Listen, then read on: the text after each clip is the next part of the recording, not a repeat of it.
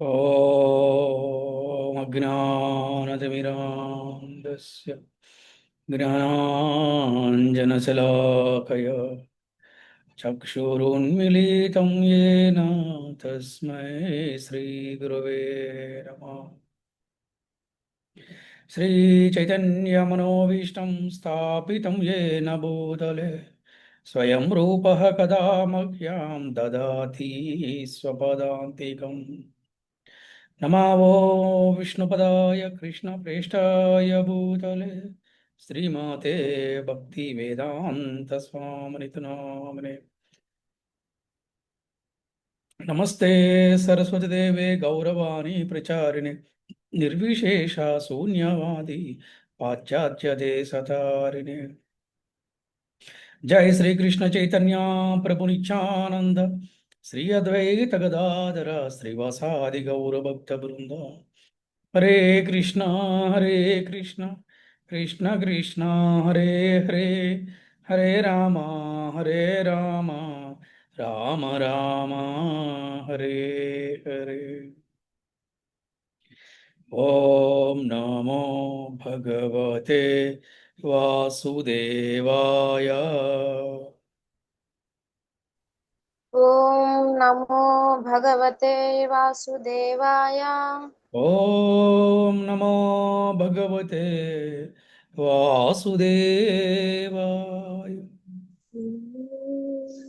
नमो भगवते वासुदेवाय। ओम नमो भगवते वासुदेवाय। ॐ नमो भगवते वासुदेवाय। హరే కృష్ణ. భక్తులందరికీ శ్రీకృష్ణ శుభమస్తు. అలాగే ఈ రోజున మనము భాగవత కథలలో కర్దమ ప్రజాపతి గురించి ఈరోజు మనము చెప్పుకుందాం. కర్దమ ప్రజాపతి అనే గొప్ప భాగవతోత్తముడు గురించి ఈరోజు మనము శ్రవణం చేద్దాం.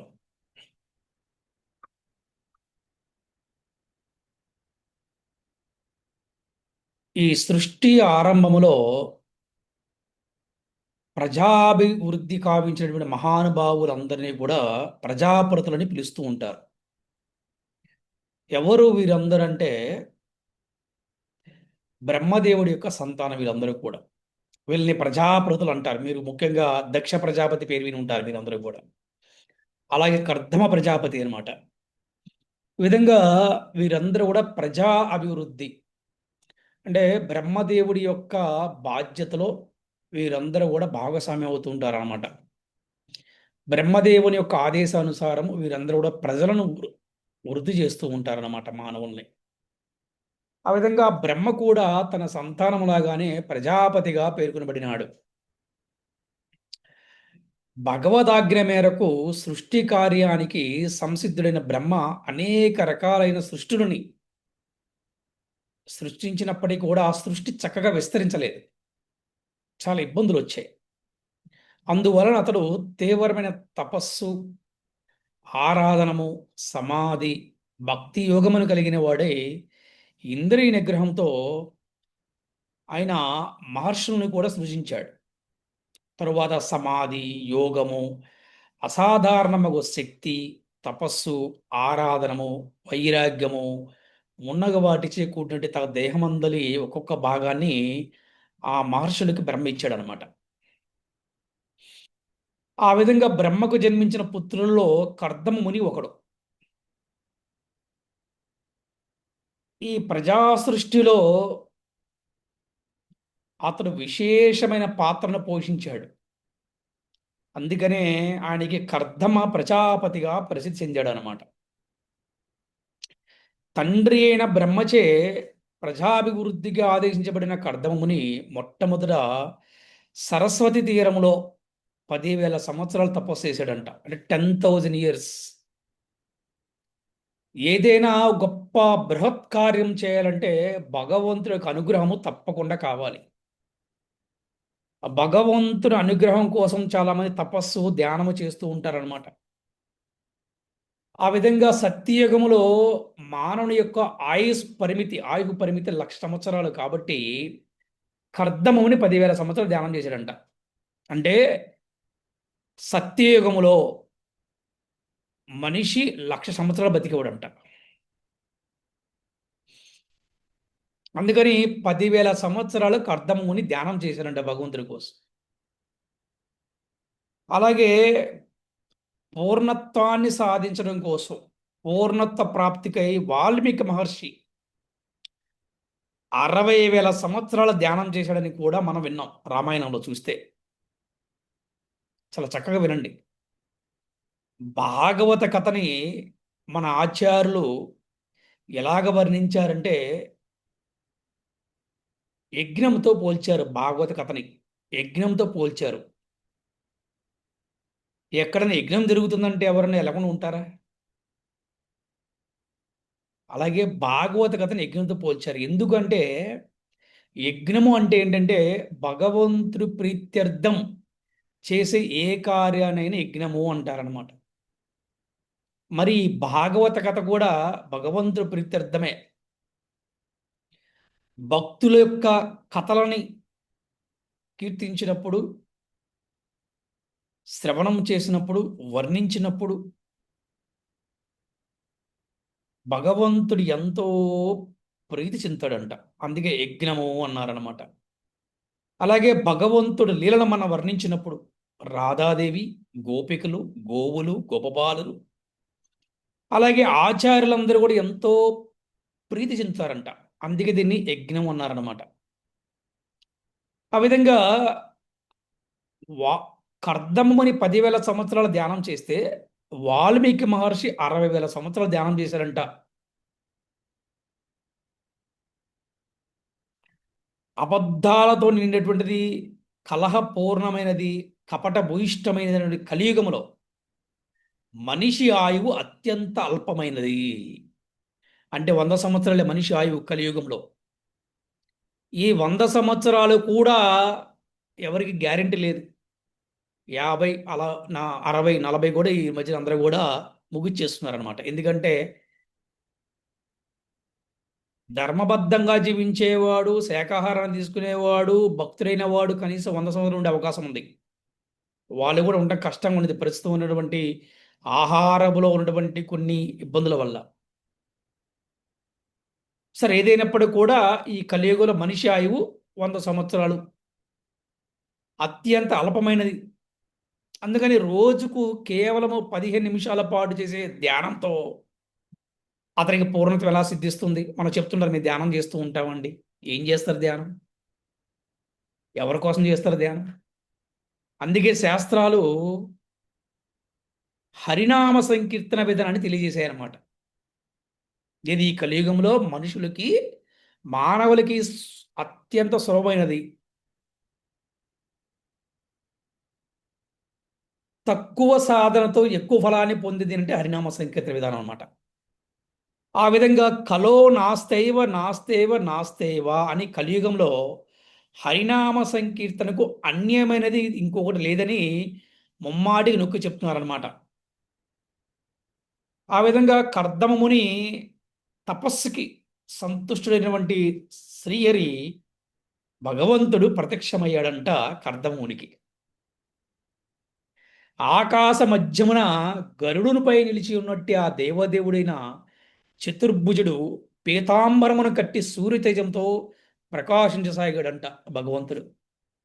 సుందర దరహాసముతో తనను వీక్షిస్తున్నట్టు భగవానుని కర్దముడు ఎంతో ఆనందంగా, పరమానందంగా కీర్తిస్తున్నట్టు, ఓ దేవాదిదేవా, ఓ భగవంతుడా, ఓ ప్రభు, ఓ నారాయణ వాసుదేవ అనే కర్దముడు కీర్తిస్తున్నాడంట.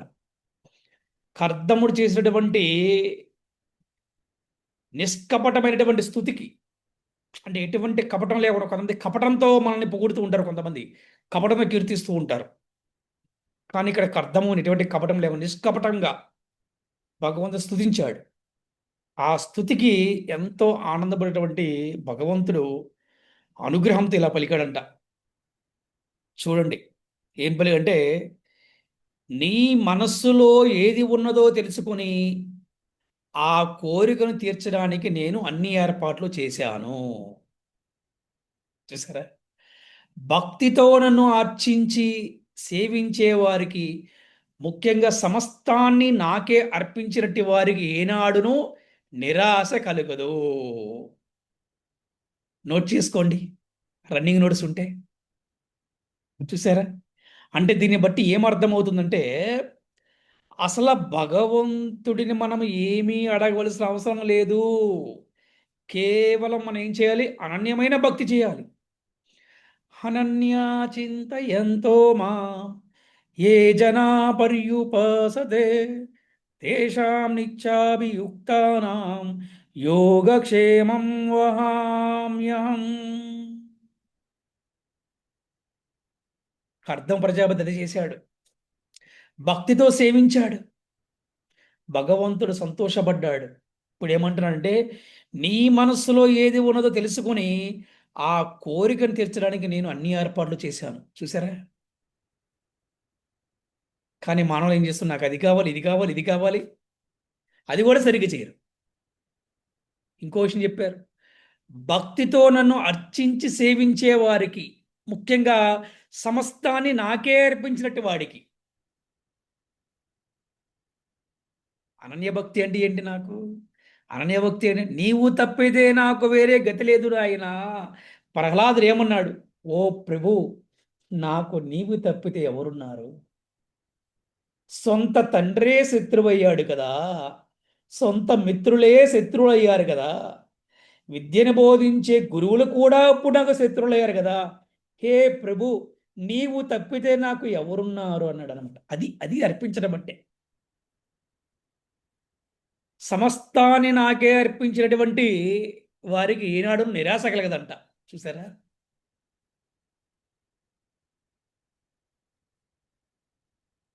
ఈ ధరణిని అంటే భూమిని పాలిస్తున్నటి స్వయంభవ మనువుకు ఒక యుక్త వయస్కురాలైన పుత్రిక ఒకటి ఉన్నది. ఒక మంచి కన్య ఉన్నది. ఎవరంటే, స్వయంభవ మనువుకి ఒక వయసుకు వచ్చినటువంటి ఒక కూతురు ఉన్నది. ఆమెను నీకు భారీగా సమర్పించడానికి మనువు దంపతులు ఇచ్చరికి రాబోతున్నారు. ఆ కన్య నిన్ను భర్తగా వరించి ఉన్నది. ప్రజాభివృద్ధికి ఎటువంటి పత్నిని గురించి నీవు ఆలోచించినవో అటువంటి యోగ్యత కలిగినదే ఈ రాకుమార్తె. అంటే ఏంటి? కర్దమ ప్రజాపతి యొక్క మనసులో ఏముంది అంటే, తండ్రిగా రాగానే పాటించాలి. ఎవరు? బ్రహ్మదేవుడి తండ్రి కాబట్టి ప్రజాభివృద్ధి కోసం ఆలోచిస్తున్నాడు. ప్రజలను ఏ విధంగా నేను అభివృద్ధి చేయాలి అంటే, ఈ ఆత్మలు ఏ విధంగా ఉద్ధరించాలి, ప్రజాభివృద్ధి చేయాలి. అదే ప్రజాపతి యొక్క ప్రధానమైనటువంటి బాధ్యత అనమాట. మరి ప్రజాభివృద్ధి చేయాలంటే ఏం చేయాలి? ఒక వివాహం చేసుకోవాలి, స్త్రీ కావాలి, అంటే ఒక భార్య కావాలి. భార్య ద్వారా సంతానాన్ని కలుగజేయాలి. ఆ సంతానం ద్వారా మళ్ళీ సంతతి వృద్ధి చెందుతుంది అనమాట. ఇది కర్దమ ప్రజాపతి యొక్క మనసులో ఉన్నది. ఆ మనసులో కోరికను తీర్చడానికే భగవంతుడు వచ్చాడు. అది చెప్తున్నాడు. స్వయంభూ మనువుకు ఒక పుత్రిక ఉంది. అటువంటి పుత్రికని నీకు సమర్పించడం కోసం వారు ఇక్కడ రానున్నారు. నీవు అదే కదా ఆలోచిస్తున్నావు. నీకు మంచి పత్ని కావాలనుకుంటున్నావు కదా. యోగ్యత కలిగిందే ఆ రాకుమార్తె. నువ్వు అనుకున్నట్టే ప్రజాభివృద్ధిని చేయగలదు తన సంతతి ద్వారా. అటువంటి యోగ్యత కలిగిందే ఆ రాకుమార్తె. ఆమె గర్భమున నీకు 9 మంది పుత్రికలు కలుగుతారు. అంటే 9 మంది కూతుర్లు పుడతారు. వారి ద్వారా ఋషులు సంతతిని వృద్ధి చేస్తారు. ఋషులు కావాలి కదా. తరువాత నేను నీ పత్ని గర్భమును జన్మించి సాంఖ్య శాస్త్రాన్ని ఉపదేశిస్తాను. అంటే 10వ సంతానంగా నేను నీ కొడుగ్గా వస్తా అని చెప్పాడు మన భగవంతుడు. నా ఆదేశ పాలనతో నిష్కలంకుడివై నీవు చివరకు నన్నే పొందుతావు అని వరమిచ్చాడు ఆ ఒక్క మహాభాగవతుడు శ్రీకృష్ణ భగవంతుడు శ్రీహరి. చూసారా? అసలు భక్తుడు ఏమి కోరిక అవసరం లేదు. భక్తుడికి ఏది మంచిది, భక్తుడికి ఏది అవసరమో, భక్తుడికి ఏది ఆనందాన్ని కలిగిస్తుందో అది ఇస్తాడు భగవంతుడు. భక్తుడికి ఏది మంచిది కాదు, భక్తుడికి ఏది కష్టం కలిగిస్తుందో, భక్తుడు ఏ హాని కలిగిస్తుందో భగవంతుడు ఎప్పటికివ్వడు. ఒక తండ్రి పిల్లవాడు ఏమి అడగకుండా అన్నీ కూడా సమకూరుస్తాడు కదా. అలాగే తన భక్తుడికి భగవంతుడు అన్నీ కూడా సమకూరుస్తాడు. ఆ విధంగా శ్రీహరి ఆ విధంగా పలికి గరుడ వాహనం మీద తిరిగి తన లోకానికి వెళ్ళిపోయాడంట. తరువాత భగవంతుడు ముందుగానే చెప్పిన సంఘటనల గురించి ఎదురు చూస్తూ అతడు ఆ ప్రాంతంలో అలా ఉన్నాడనమాట. ఎవరు? కర్దముని. తన అనుగ్రహమును కోరి కర్దముడు తపస్సు చేయగా దర్శనమిచ్చిన భగవానుడు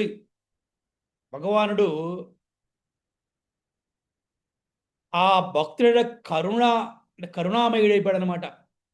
ఆ విధంగా నేత్రాల నుంచి ఆనంద బాష్పాలు వచ్చినాయి, ఆశ్చర్య బిందువులు వచ్చినాయి అనమాట. అవి అక్కడ పడి అదే బిందు సరోవరం ఏర్పడింది అనమాట. చూసారా? ప్రహ్లాదుడిని దర్శనమిచ్చినప్పుడు భగవంతుడు ఏ విధంగా కళ్ళల్లో నిలబెట్టుకున్నాడో ఆనంద బాష్పాలు, ఇక్కడ కర్దమ ప్రజాపతికి కూడా ఆరి యొక్క భక్తిని మెచ్చుకొని దర్శనమిచ్చిన తర్వాత భగవానుడు కరుణాపూరుడే నేత్రాల నుంచి అశ్రు బిందులు వచ్చినాయి అంట. దాని ద్వారా ఒక బిందు సరోవరం ఏర్పడిందంట. ఇక ఆ బిందు సరోవరం చెంతనే కర్దముని వేచి ఉన్నాడంట. శుభముహూర్తం రాగానే స్వయంభూమనువు తన భార్యాపుత్రులతో కూడి ఆ ప్రాంతాన్ని చేరుకున్నాడు. ఎవరు? స్వయంభూమనువు. భగవంతుడు చెప్పాడు కదా, తనకు ఒక కూతురు ఉంది, ఆ కూతురు నీకు వివాహం చేద్దాం అనుకుంటున్నాడు. ఆ ప్రాంతానికి వచ్చాడు. వెంటనే కర్దమునికి వంగి నమస్కరించాడు. ఆ ముని చిరకాలము తపస్సు చేసి ఉన్నప్పటికీ కూడా ఎంత మాత్రము తన దేహం అనేది పుషించలేదు. అతని శిరోజాలు జడలగట్టాయి. అంటే ఈ జుట్టును జడగట్టిన అతను నారవస్త్రం ధరించున్నాడు. అయినా కూడా ఆ ముని దివ్య తేజంతో ప్రకాశిస్తున్నాడు. అటువంటి కర్దమ ముని మౌనము దాల్చిన మనువును ఆశీర్వదించి అతని రాక కారణం అడిగాడు అనమాట. సమస్త భూమండలాన్ని చక్రవర్తి అయినట్టు స్వయంభూమనువే సాక్షాత్గా తన ఆశ్రమానికి వచ్చేసినప్పుడు అతని యొక్క కోరికను తీర్చడం తన కర్తవ్యమని కర్దముని పలికాడు అనమాట. ఏంటి అతని కోరిక అంటే, ఈ కర్దమునే సరైన వాడు నా ఒక కూతురికని అనుకున్నాడు అనమాట, సరైన అల్లుడు. అప్పుడు ఆ మనువు, స్వయంభూ మనువు తన కన్య యొక్క వివాహమును గురించి ప్రస్తావించాడు. ఆ విధంగా ఆమెకు తగిన భర్తను కోరి ఉందని వెనక్కి చేశాడు. ఆమె కర్దమునే భర్తగా వరించిందని, అన్ని విధాలుగా ఆమె అతనికి తగిన పత్ని అని తెలిపాడు. కర్దముడు వివాహానికి సిద్ధపడినాడు తెలిసి తాను తన కన్యను అతను సమర్పించడానికి వచ్చినట్లు తన మనసులో మాటను చెప్పాడు. అది వినిన కర్దమునికి దానికి ఎంతో సంతోషించాడు. ఈ వివాహము కేవలము భగవన్ నిర్ణయం అన్నమాట. ఈ వివాహం అనేది కేవలం భగవంతుడి నిర్ణయం అన్నమాట. అలాగే వైష్ణవుల వివాహాలు కూడా భగవంతు నిర్ణయమే, గుర్తుపెట్టుకోవాలి. ఎవ్వరు ఎటువంటి బాధపడాల్సిన అవసరం లేదు. ఏ భక్తులు కూడా భక్తి చేసిన వారికి, తన జీవితాన్ని కృష్ణుడికి అంకితం చేసిన వాడికి వారి యొక్క వివాహము పూర్తిగా భగవంతుడి యొక్క నిర్ణయానుసారమే జరుగుతుంది. శ్రీహరిధనుడి గురించి అంతకు ముందే చెప్పాడు. ఏమని? స్వయంభూ మనువు విన్నపమును వినిన కర్దముడు మనస్ఫూర్తిగా దాన్ని సమ్మతించాడు. చెప్పాడు కదా, స్వయంభూ మనువు తనకు కూతురు ఉంది, వారిని దగ్గరికి వస్తారు, వారి కూతురిని సమర్పిస్తారని చెప్పి మొత్తం కూడా చెప్పి వెళ్ళాడు. అది తెలుసుకున్నాడు. ఆల్రెడీ గుర్తుకొచ్చింది కర్దముడికి. ఆ విధంగా మనస్ఫూర్తిగా దానికి ఒప్పుకున్నాడు, సమ్మతించాడు అనమాట. నేను మీ కూతురిని వివాహం ఆడతాను అని. గంధర్వులకే మోహాన్ని కలుగు చేసేటంత సౌందర్యవతి అయినటువంటి కుమార్తె ఆవిడ పేరే దేవహుతి. అది. అయినా సంతానము కలుగానే తాను పరమాంస జీవనమును స్వీకరించగలనే నిబంధనపై అతడు ఆమెని పత్నిగా స్వీకరించ సిద్ధపడ్డాడు. ముందే చెప్పాడు, నీకు సంతానం కలంగానే నేను సన్యాసాన్ని స్వీకరిస్తాను అని చెప్పాడు ఆవిడికి. ఒప్పుకుంది. ఆ నిబంధన మేరకి ఆయన వివాహానికి ఒప్పుకున్నాడు అనమాట. కర్దమముని మాటలు వినిన దేవహుతి పరమానందభరితురాలై ఆ మునినే ధ్యానించ మొదలుపెట్టిందనమాట. తరువాత రాణి యొక్క దేవహుతి యొక్క సమ్మతం తీసుకొని మనువు దేవహూతిని కర్దముని సమర్పించాడు.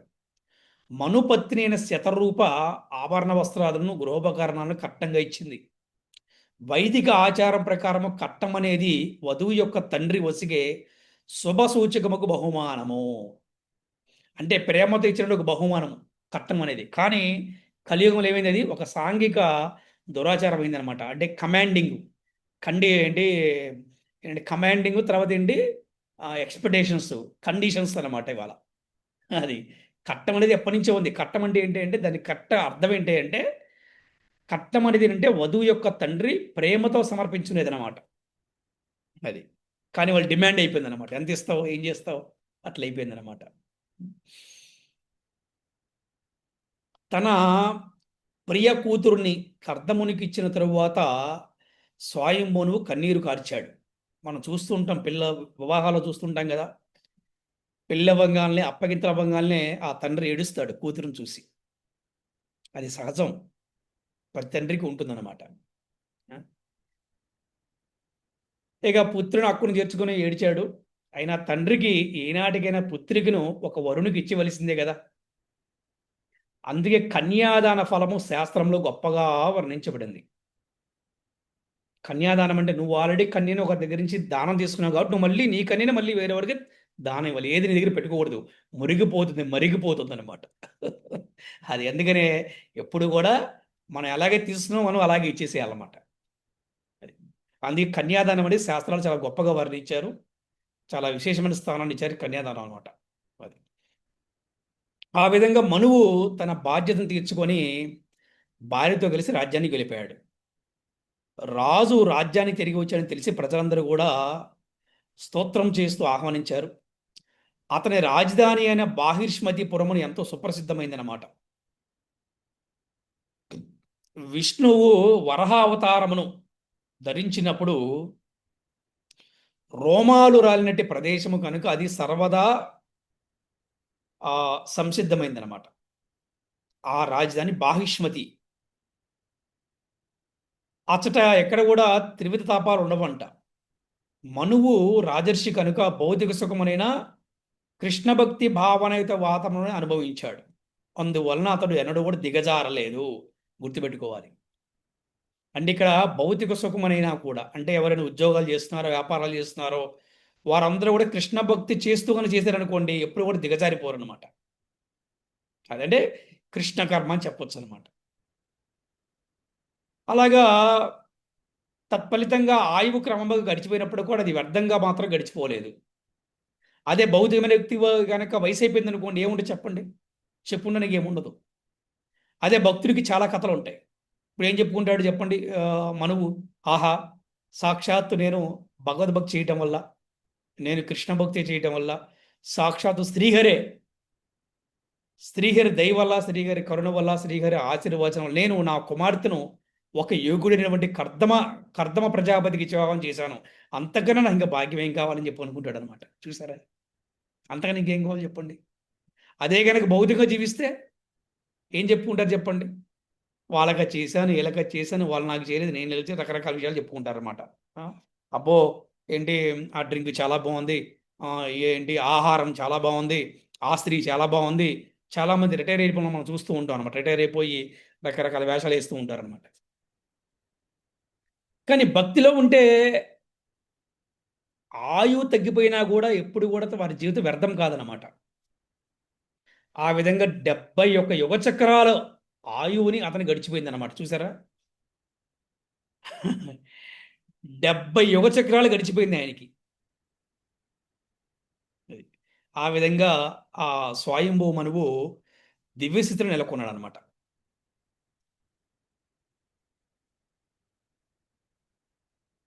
ఇకపోతే కర్దమ ప్రజాపతి ఆశ్రమంలో దేవహూతి తన భర్తను గౌరవాధారాలతో సేవించింది.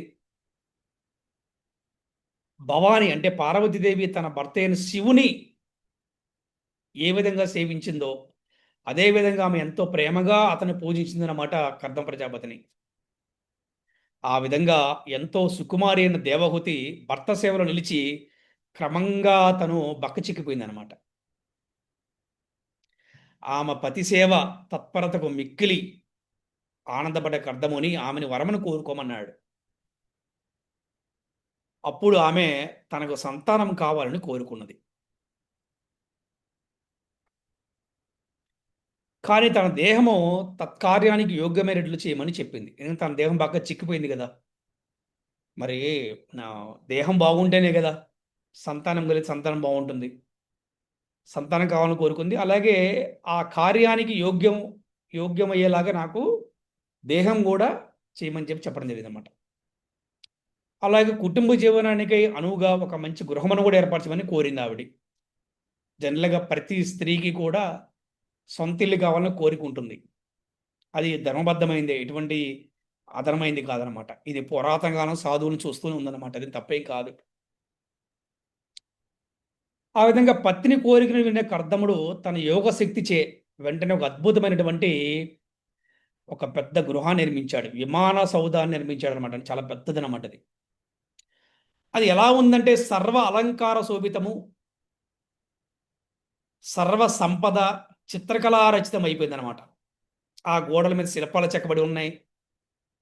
అసలు వైడూర్య మండితమైనటువంటి అరుగులు ఉన్నాయి. ద్వారాలు పగడాలతో అలంకరింపబడి ఉన్నాయి.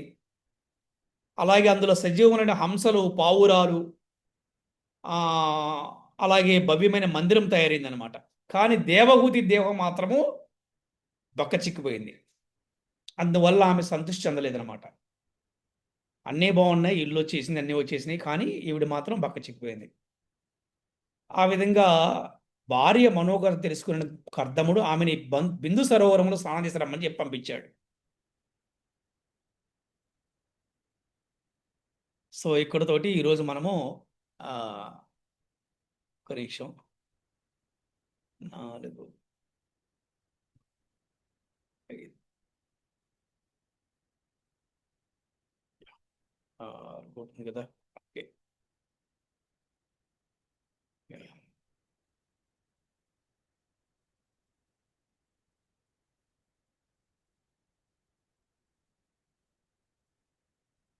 ఆ విధంగా తన భార్యని బిందు సరోవరంలో స్నానం చేయడానికి అక్కడ పంపించాడు అనమాట. ఎప్పుడైతే ఆ బిందు సరోవరంలో స్నానం చేయడానికి ఆ, వెళ్తుందో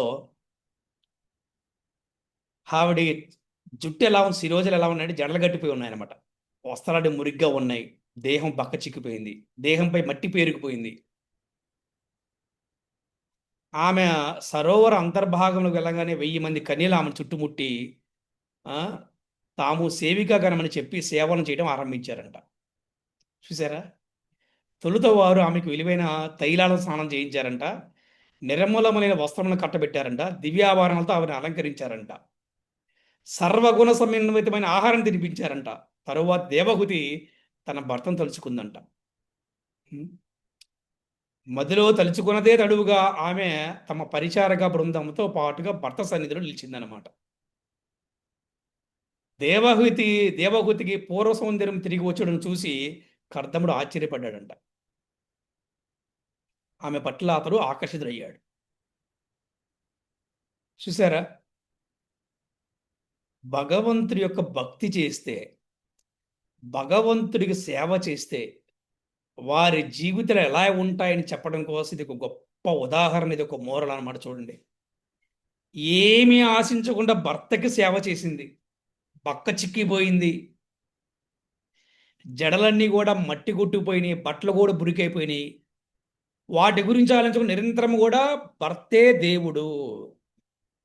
అందుకే మన శాస్త్రాలు ఏం చెప్పారంటే భర్త విష్ణుమూ ప్రతి భార్య భర్తని విష్ణుమూర్తిలాగా భావించి సేవ చేయాలంట. ప్రతి భర్త కూడా భార్య లక్ష్మీదేవిలాగా ప్రేమించాలంట, ఆదరించాలంట. చూసారా? ప్రేమను పంచాలంట. ఇది శాస్త్రం చెప్తుంది. అదేవిధంగా దేవహూతి తన పత్నికి ఎంత బాగా సేవ చేసింది చూడండి. అయ్యో నేను ఇలా చేస్తున్నా, నాకేంటి లాభం అని చెప్పి అనుకుందా? లేదు. అయ్యో నా బక్క చిక్కిపోయానని అవసరపడి అనుకుందా? లేదు. దీన్నే సరెండరింగ్ అంటారు. దీన్నే శరణాగతి అంటారు. దీన్ని అననీయ భక్తి అంటారన్నమాట. భగవంతుడు చెప్పాడు కదా, అనన్యమైన భక్తితో నన్ను ఆశ్రయించిన వానికి లేనివి సమకూర్చేదను, ఉన్న వాటిని సంరక్షించదును. భగవద్గీతలో 9వ అధ్యాయంలో 22వ శ్లోకంలో.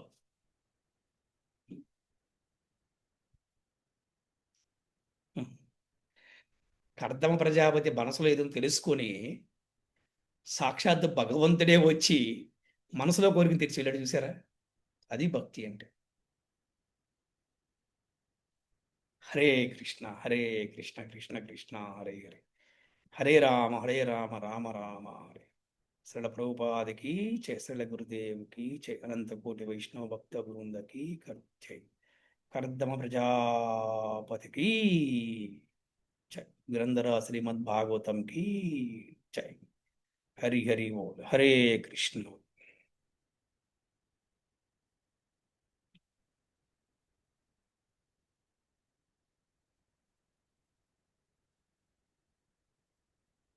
హరే కృష్ణ. ఈరోజు మనం చెప్పుకున్నటువంటి కర్దమ ప్రజాపతి కథలో మీకు ఎవరైనా సందేహం ఉంటే అడగవచ్చు. అలాగే ఈ కథలో మోరల్ ఏంటి, ఈ కథ మీకు ఏ విధంగా అర్థమైంది, ఈ కథ ద్వారా మీరు ఏం తెలుసుకున్నారు కూడా తెలియచేయవచ్చు. హరే కృష్ణ. 10,000 సంవత్సరాలు ధ్యానం చేసి అవును. ఆ ఇది చేశారనమాట. అయితే అప్పుడు అతను భక్తికి శ్రీహరి ప్రత్యక్షం అయ్యి ఏం కోరుకోమంటే, కోరిక అంటే నీ మనసులో ఏది ఉందో ఆ కోరికను నేను తెలుసుకొని నీకు వరాన్ని ప్రసాదిస్తాను అని ఆ దేవదేవుడు చెప్పారు తండ్రి. అదనమాట. అయితే ఆ విధంగా ఆయన మనసులో ఏముందంటే, ఇలా సృష్టిని విస్తరింప చేయడానికి నన్ను పుట్టించారు కాబట్టి ఆ పని కోసం నేను సిద్ధమవ్వాలి అన్న మనసులో కోరిక ఆయన తెలుసుకొని ఆ దేవహూతి అంటే స్వయంభూ మనువు కూతురితో అంటే ఆవిడ ఇతనికి సరైన పత్ని అని శ్రీహరే నిర్ణయించి వాళ్ళ అంటే దేవహూతిని కర్దమ ప్రజాపతికి పత్నిగా వస్తుంది అని చెప్పి శ్రీహరి అంతర్ధానం అయ్యారు ప్రభుజీ. ఆ విధంగా స్వయంభూ మనవు తన కూతుర్ని తీసుకొని కర్దమ ప్రజాపతి ఆశ్రమానికి వచ్చిన తర్వాత ఇలాగ నా కూతుర్ని నీకిచ్చి వివాహం చేయాలనుకుంటున్నానని చెప్పి వాళ్ళకి వివాహం చేసి ఆయన అక్కడి నుంచి ఇదయ్యారు ప్రభుజీ. అయితే ఆ తర్వాత ఇంకా దేవహూతి భర్త సేవలోనే ఉంటూ బాగా కుషించి ఇదైపోయిన తర్వాత అప్పటికి కర్దమ ప్రజాపతి నీకేం కోరుకుంది కోరుకోమంటే ఆవిడ నాకు సంతానం కావాలి అని కోరుకుంటారు ప్రభుజీ. అయితే దానికి ఆవిడ శరీరం సహకరించే విధంగా లేదు, మొత్తం కుషించిపోయింది కాబట్టి ఆ విధంగా నేను తయారవ్వాలి అంటే నా శరీరం మళ్ళీ మామూలు స్థితికి రావాలి అన్న ఒక కోరిక ఆవిడ కోరారు. అయితే అందుకు తగ్గ ఒక గృహం కూడా కావాలని చెప్పి ఆవిడ అడిగారు. దానికి తగ్గట్టుగానే కర్దమ ప్రజాపతి ఆయన యోగ బలంతో సృష్టించారు ప్రభుజీ. అయితే ఇంకా ఆవిడ శరీరం మాత్రం మామూలు స్థితికి రాలేదు. అయితే అప్పుడు మళ్ళీ ఆవిడ ఇది చేస్తే ఆయన కన్నీటితో సృష్టించిన బిందు సరోవరంలో స్నానం చేసి రమ్మంటే అక్కడికి వెళ్ళేసరికి చాలా మంది సేవకులు వచ్చారు ప్రభుజీ. వాళ్ళంతా ఆవిడ్ని మంచి భోజనం తినిపించి తర్వాత మంచిగా స్నానాలు చేయించి అన్ని చేయించి ఇంకా చేస్తుంటే ఈవిడ కర్దమ ప్రజాపతిని తలుచుకునేసరికి ఆయన ముందు ప్రత్యక్షం అయ్యారు ప్రభుజీ.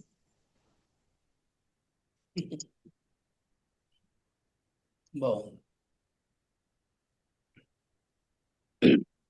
అంటే మన మనసులో ఏముందో మనం ప్రతిరోజు దండం పెట్టుకునేటప్పుడు దేవుడా నాకు ఇది చెయ్యి ఇది చెయ్యి ఇది కావాలి ఇది కావాలి అనకుండా మనము నిస్వార్థంతో భక్తి చేస్తే మన కోరికను ఆ దేవదేవుడే తెలుసుకొని మనకి సహకరిస్తారు, సహాయపడతారు అన్నది నేను తెలుసుకున్నాను ప్రభు. వెరీ గుడ్ మాతాజీ, చాలా బాగుంది, చాలా సంతోషం, బాగా చెప్పారు, చాలా బాగా చెప్పారు. ధన్యవాదాలు. గురించి తర్వాత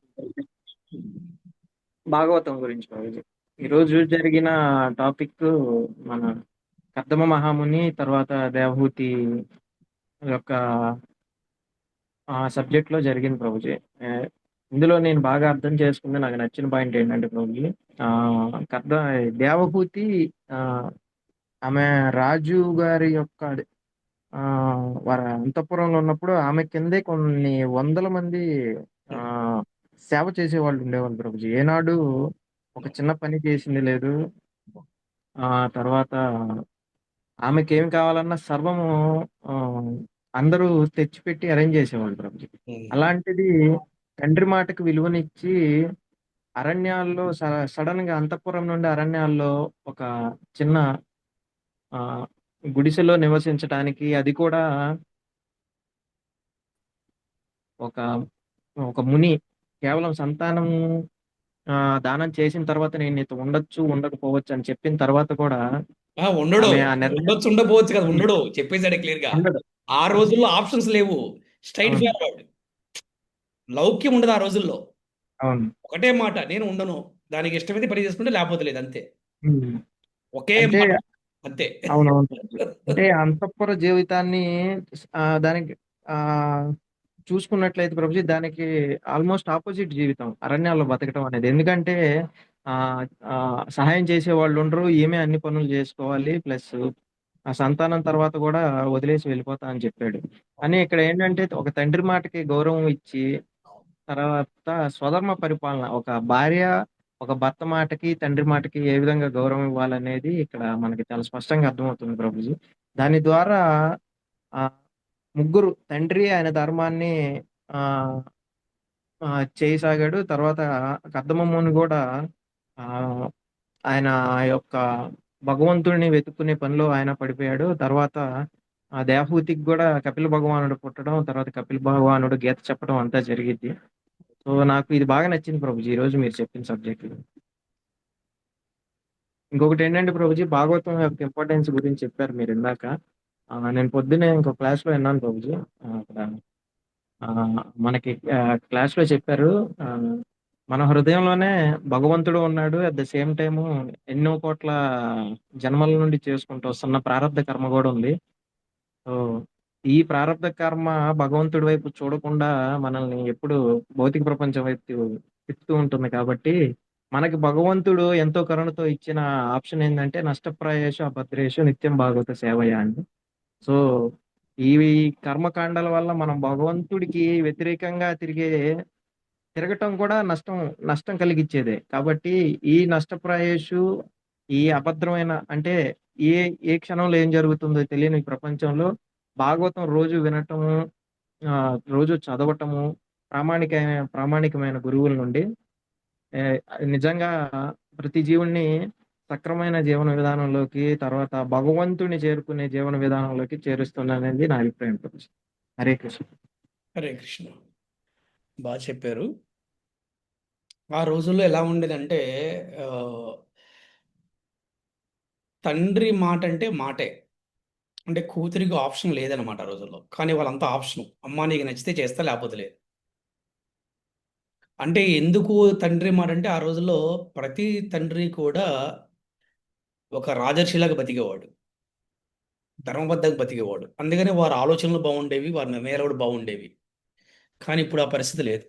మరి ఈ కలియుగంలో ఎలా అంటే తల్లిదండ్రులు కనుక భక్తులైతే గనక తప్పకుండా మంచివారిని చూస్తారు. వారు భక్తులు కాకపోతే కనుక గురువునే తండ్రిలాగా భావిస్తే ఆ గురువు అన్నీ కూడా చేసి పెడతాడు అనమాట. అది ఏ యుగములో అయినా ఎప్పుడైనా సరే ప్రతి స్త్రీకి కూడా ఒక తండ్రో ఒక గురువో ఎవరో ఒకరు తప్పకుండా కావాల్సిందే. అందులో ఎటువంటి సందేహం లేదనమాట. అది ఒక్క స్త్రీకే కాదు, ఈ కలియుగంలో పురుషుడు కూడా కావాల్సిందే. ఇద్దరికి కావాల్సిందే. హరే కృష్ణ. వెరీ గుడ్, చాలా బాగా చెప్పారు. గురించి తెలుసుకున్నాము. బ్రహ్మదేవుడి సృష్టికారకుడు.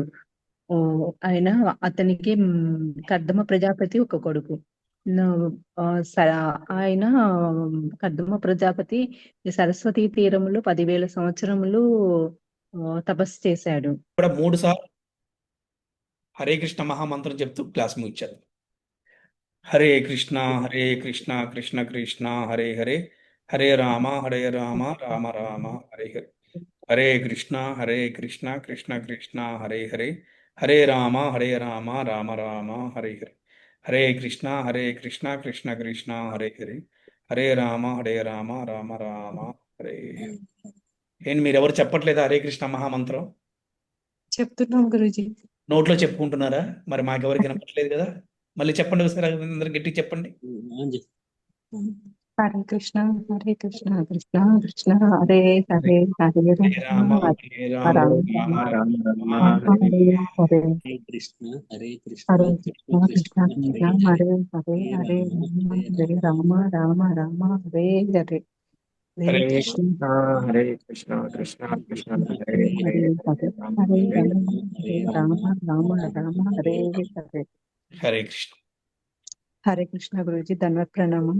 ఇవాళ క్లాస్ లో కర్దమ ప్రజాపతి గురించి చెప్పినందుకు థ్యాంక్ యూ గురుజీ, చాలా బాగా చెప్పారు. హరే కృష్ణ.